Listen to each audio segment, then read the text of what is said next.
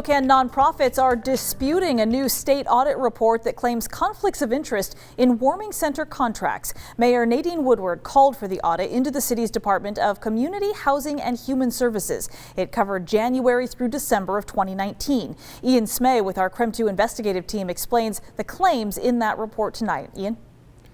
Yeah, Whitney, there were a lot of findings to sift through in the state auditor's office report.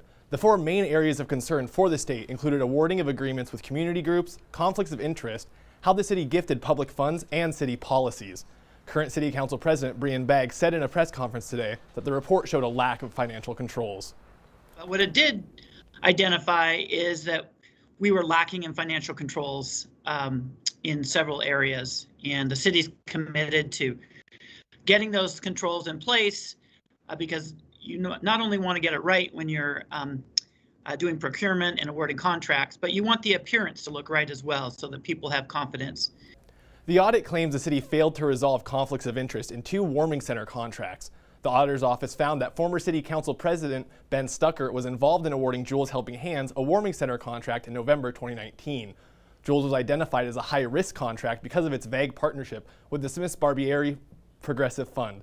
A founder of that fund also donated to Stuckart's mayoral campaign in 2019. The city law states that Stuckart should have disclosed this potential conflict of interest. Now, the other conflict of interest arose from the departure of Department Director Kelly Keenan.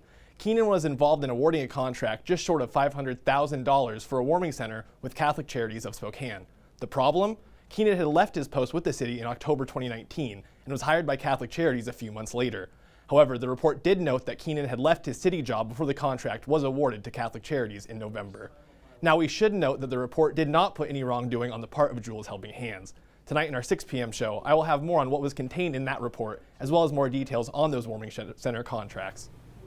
All right, Ian, thank you very much. Also, Catholic Charities sent us a response today to the auditor's report, saying the city of Spokane approached them back in 2019 to operate a low-barrier emergency center for families experiencing homelessness. The charity said that Kelly Keenan, who then worked for the city but now works for Catholic Charities, was not involved in negotiations or approval of that contract. They also went on to say none of the current senior leaders for the organization were ever contacted by the city or the state for the purpose of this audit.